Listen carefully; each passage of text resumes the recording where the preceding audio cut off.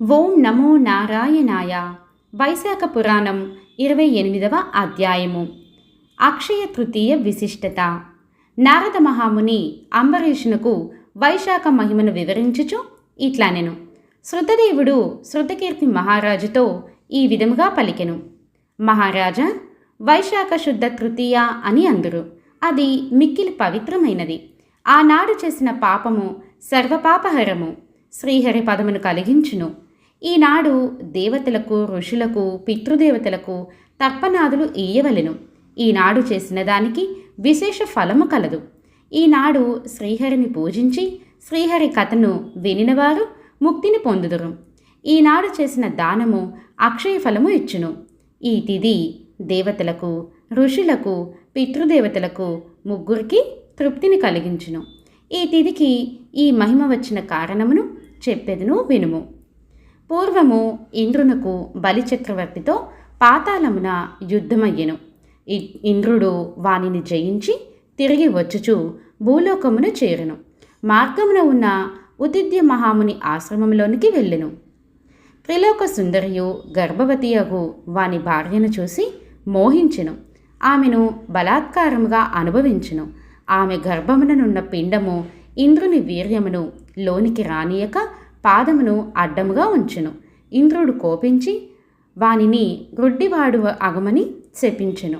వాని శాపమును అనుసరించి మునిపత్ని గర్భము నుండి పుట్టిన బాలుడు దీర్ఘ తపుడనువాడు పుట్టు గుడ్డియే జన్మించెను.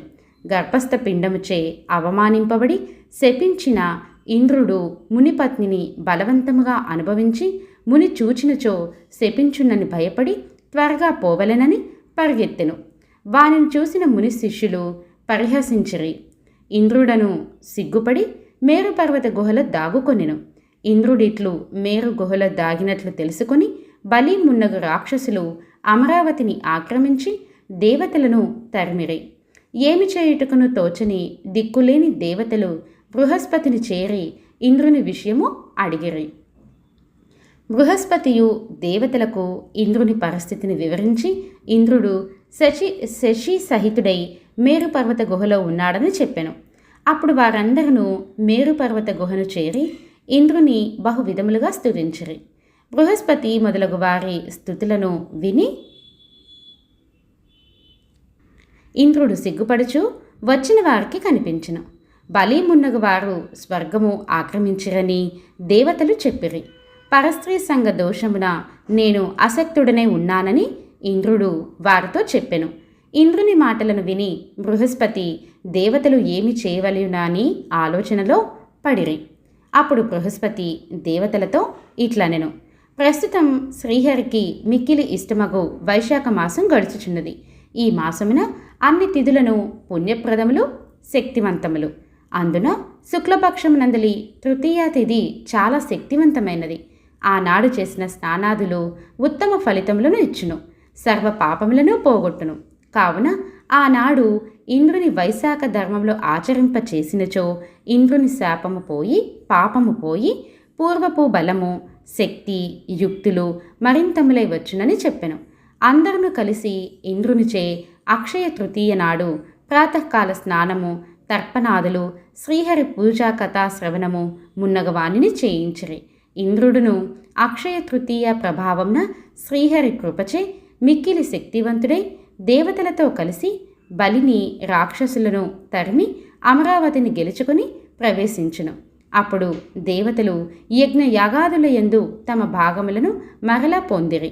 మునులను రాక్షస వినాశము వలన నిశ్చింతంగా తమ యజ్ఞ యాగములను, వేదాధ్యాయనాదులను కొనసాగించిరి. పితృదేవతలను యథాపూర్వముగా తమ పిండములను పొందిరి. కావున అక్షయ తృతీయ దేవతలకు, మునులకు, పితృదేవతలకు సంతోషమును కలిగించినది అయ్యను. ఈ విధముగా అక్షయ తృతీయ సర్వజీవులకును భుక్తిని, ముక్తిని ఇచ్చి సార్థక నామము కలిగియున్నది అని శృతదేవుడు శృతకీర్తికి అక్షయ తృతీయ మహిమను వివరించెను అని నారదుడు అంబరీషునకు వైశాఖ మాస మహిమను వివరించుచు పలికెను. ఇది వైశాఖ పురాణం 28వ అధ్యాయం సంపూర్ణం. మరిన్ని భక్తి విశేషాల కోసం పురాణాలు, సచ్చరిత్రలు, అవధూతుల చరిత్రలు, పండుగ విశిష్టతలు, భక్తి పాటలు, కథలు ఇలా నేను చేసే ప్రతి ఆడియో మీరు యూట్యూబ్లో వినాలి, సబ్స్క్రైబ్ చేయగలరు. సబ్స్క్రైబ్ చేసేటప్పుడు బెల్ని యాక్టివేట్ చేసుకోవడం మర్చిపోవద్దు. స్వస్తి.